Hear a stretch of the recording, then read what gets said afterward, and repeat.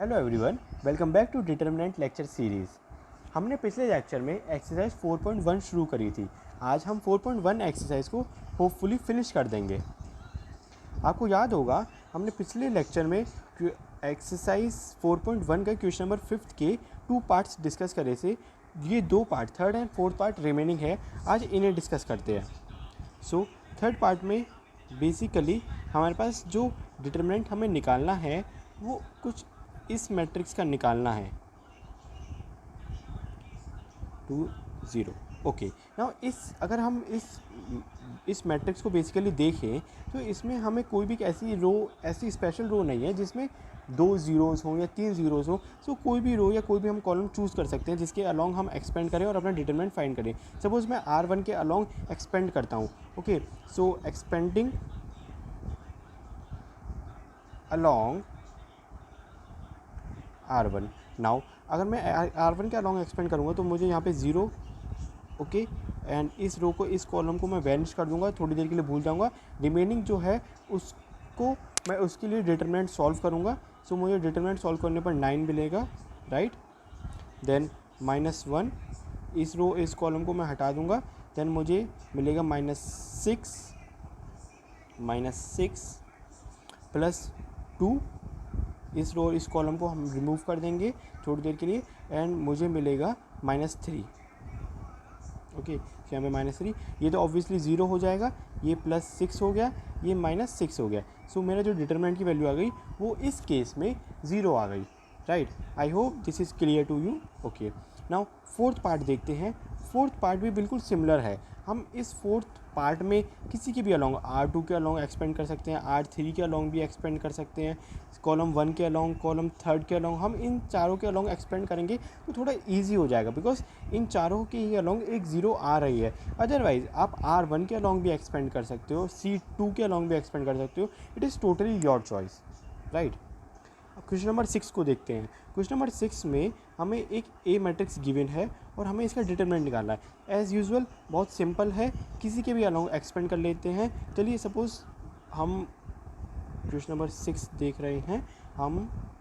मेरे पास जो मैट्रिक्स है 1 2 5 1 1 4 -2 -3 -9, राइट। ये मेरे पास मैट्रिक्स है। एक्चुअली इसमें जो लिटिल बिट डिफरेंस है वो ये है कि ऑथर ने हमें एक मैट्रिक्स पहले दी हुई है, फिर उसका ऐसे डिटरमिनेंट फाइंड करने को बोला है। वहीं इन अबव क्वेश्चंस में हमें डिटरमिनेंट की फॉर्म में ही लिखा हुआ मिला था, बट एक जस्ट ये छोटा सा डिफरेंस है और नथिंग एल्स। सपोज़ हम R1 के अलॉन्ग एक्सपेंड कर देते हैं।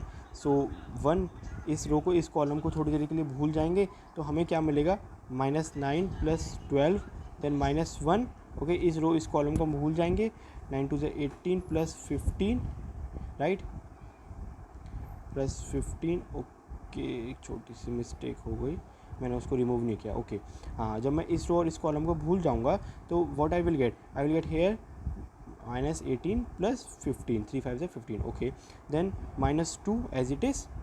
This column I will forget और जो रिमेनिंग है उसका मैं डिटरमिनेंट निकाल लूँगा। 4 2 8 -5, 8 - 5।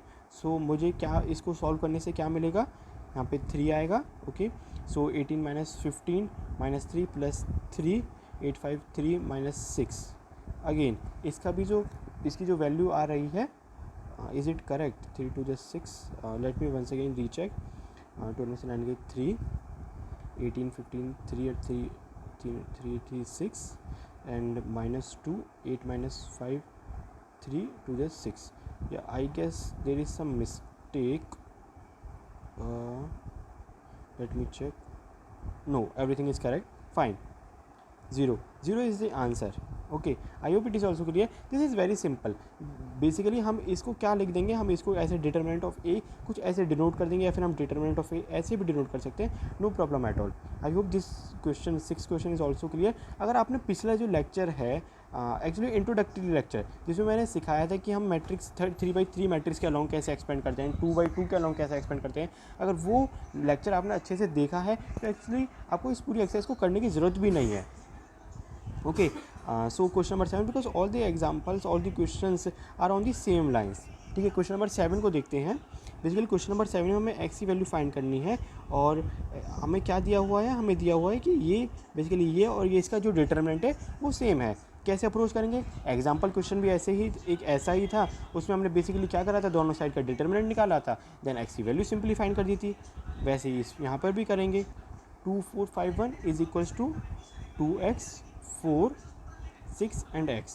ठीक है, अब मैं अगर इसका डिटर्मिनेंट निकालता हूँ तो मुझे मिलेगा 2 माइनस 5 4 जो 20 is equals to, that should be equals to 2x square minus 24। ठीक है, अब इसको अगर मैं सॉल्व करूँगा तो मुझे क्या मिलेगा, इसको सॉल्व करने से मुझे मिलेगा माइनस 18। यहाँ पर क्या आएगा, 2 में कॉमन ले सकता हूँ ऑब्वियसली, एक्स स्क्वायर माइनस 12, इसको इससे कैंसिल कर देंगे। So minus 9 is equals to X square minus 12, that is X square is equals to what 3, right. So मुझे एक्स, मेरी एक्स की वैल्यू क्या आ गई, मेरी एक्स की वैल्यू आ गई plus minus √3, sorry, okay yes, so this is the answer, plus minus √3 the answer. हमने कुछ नहीं किया, हमने बस सिंपली दोनों तरफ डिटर्मिनेंट निकाला और एक्स की वैल्यू सॉल्व कर ली। ऑन द सिमिलर लाइंस हम इसको भी कर सकते हैं, जल्दी से ओरली इसे यहीं पर ही सॉल्व करते हैं। इसका डिटर्मिनेंट अगर मैं फाइंड करूँ तो क्या आएगा, 10 माइनस 12 जो कि हो जाएगा -2, राइट। इसका -2 ये इक्वल्स किसके होगा, 5x माइनस 6x, राइट। और ये इक्वल, ये जो मेरा RHS है, बेसिकली ये जो RHS वाला पार्ट है ये -x के इक्वल हो जाएगा, -x। तो basically x is equals to क्या आ जाएगा, 2 आ जाएगा, सिंपल। ओके, आई होप ये क्वेश्चन नंबर 7 भी आपको क्लियर हो गया होगा। अब क्वेश्चन नंबर 8 देख लेते हैं। क्वेश्चन नंबर 8 में अगेन हमें x की वैल्यू फाइंड करनी है, सेम है बिल्कुल, कुछ भी डिफरेंस नहीं है। हम राइट हैंड साइड पे और लेफ्ट हैंड साइड पे दोनों तरफ डिटर्मिनेंट निकालेंगे और x की वैल्यू को इक्वेट कर देंगे। चलिए सॉल्व कर लेते हैं इसे। यहाँ पर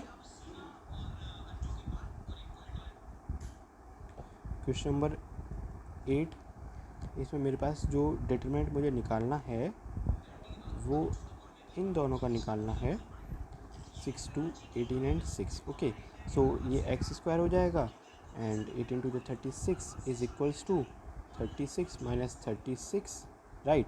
सो x square minus 36 is equals to 0। So x square is equals to 36। So basically x मेरे पास क्या आ जाएगा, प्लस माइनस 6, राइट। अब ऑप्शन चेक कर लेते हैं।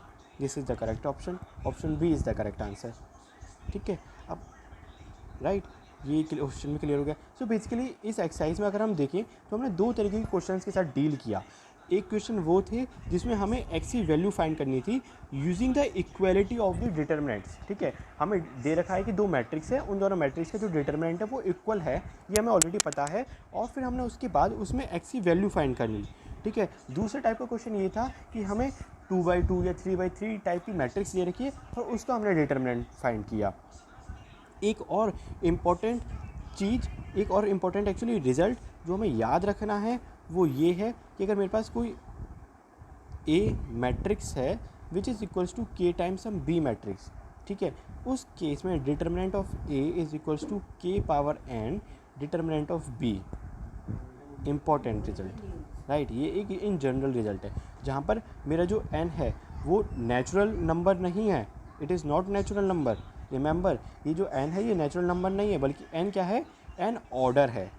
और ऑर्डर किसका है, a का है, b का है। बेसिकली इस सिनारियो में जो a होगा और b होगा उसका ऑर्डर सेम ही होगा। तो ये n ऑर्डर a का कह लो या b का कह लो, एक ही बात है। और ये सेम क्यों होगा, उसका रीज़न भी बड़ा सिंपल है। हम यहाँ पे देख रहे हैं कि ए मैट्रिक्स जो है वो के टाइम्स ऑफ बी मैट्रिक्स है। ऑब्वियसली ये दोनों मैट्रिक्स इक्वल कब होंगी, मैंने मैट्रिक्स की आपको लेक्चर में बताया था कि इक्वलिटी ऑफ मैट्रिक्स तब होती है जब मेरे पास ऑर्डर जो हो दोनों मैट्रिक्स का वो सेम हो, ऑल्सो जो करस्पॉन्डिंग एलिमेंट्स हैं, करस्पॉन्डिंग एंट्रीज हैं वो भी सेम हो। इस रीज़न से इन दोनों ही मैट्रिक्स का ऑर्डर सेम होगा, इसीलिए जो यहाँ पे एन है इसका ऑर्डर वही होगा जो ए का होगा या फिर बी का होगा। ओके, तो बेसिकली तीन तरीके के क्वेश्चंस के साथ हमने डील किया। I hope all these questions are very much clear to you. In case you have any doubt, I would suggest you कि आप पहले पिछली वाली वीडियो देखो जिसमें मैंने इसको कॉन्सेप्ट को एक्सप्लेन किया है, जहाँ पे मैंने थ्योरी को एक्सप्लेन किया है। उसके बाद भी अगर डाउट है तो you can freely right in the comment section. Okay, you can also connect with us via various social media handles. That's all for today. Thank you.